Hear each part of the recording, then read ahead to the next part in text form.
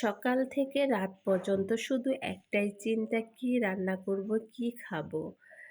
দেখা যায় সকাল শুরু হতে না হতে শুরু হয়ে যায় রান্না বান্না।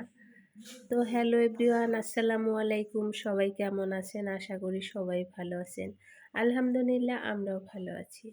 আজকে দুপুরবেলা রান্নার জন্য এখানে মাছ আর কচু ভাজি করে নেব।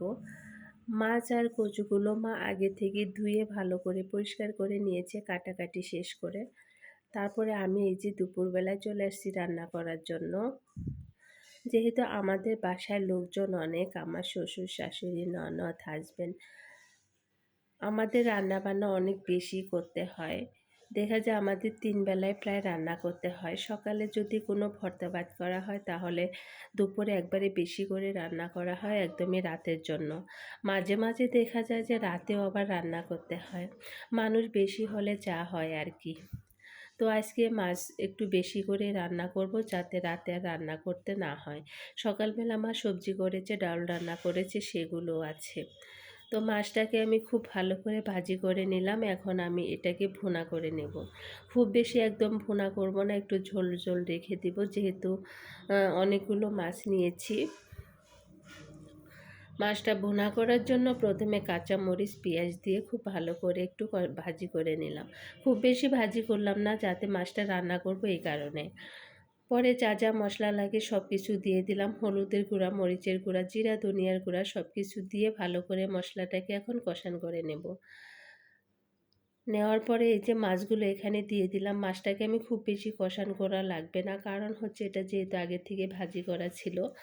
আর তেলাপিয়া মাছ খুব বেশি নাড়াচাড়া করার ক্ষেত্রে দেখা যায় ভেঙে যায়।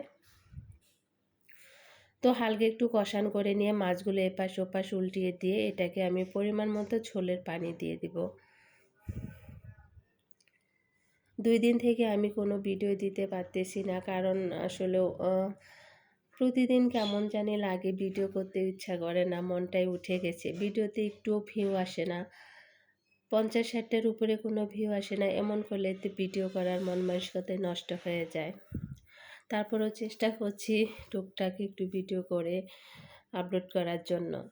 তো সবাই সম্পূর্ণ ভিডিওটা দেখার চেষ্টা করবেন। ভালো লাগলে অবশ্যই লাইক কমেন্ট শেয়ার দিয়ে দিবেন।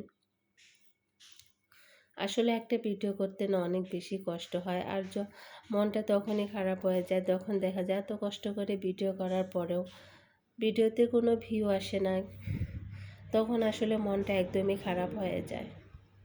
তো যাই হোক, দেখা যাক কোন পর্যন্ত যাওয়া যায়। আর এখানে খুবই মজাদার একটা কচু ভাজি করে নেব। আর কচুটা মা আগে থেকে ভালো করে কেটে সব মশলা মাখিয়ে রেখে দিয়েছিল 1 ঘন্টার জন্য।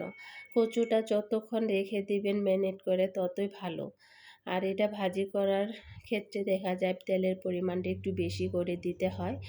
আর চুলার আঁচটা একদমই লোতে রেখে একদম আস্তে আস্তে এটাকে ভাজি করতে হয়, যাতে কচুটা একদমই ভালো করে সিদ্ধ হয়ে যায়। এই কচু ভাজিটা কে কে খেয়েছেন অবশ্যই কমেন্ট বক্সে জানিয়ে যাবেন। আমাদের বাসায় তো প্রায়ই খাওয়া হয়, কিন্তু এটা কাটাটা অনেক কঠিন, কারণ আমি কাটতে পারি না কখনোই, মা সবসময় কেটে দেয়। এটা কাটতে গেলে দেখা যায় আমার মাঝখানে খণ্ড হয়ে যায়, আর মা এত সুন্দর করে কাটে, দেখেই বুঝতে পারছেন। আর কচুটা আমার ভাজি করা হয়ে গেছে, আমি এটাকে এখন উঠিয়ে নেব। একদমই মুচমুচে হয়েছিল। তো ভিডিওটা আজ এ পর্যন্তই, আমি বেশি লং করব না। সবাই ভালো থাকবেন, সুস্থ থাকবেন, আমাদের জন্য দোয়া করবেন। আপনাদের জন্য অনেক অনেক দোয়া এবং ভালোবাসা রইল। আল্লাহ হাফেজ।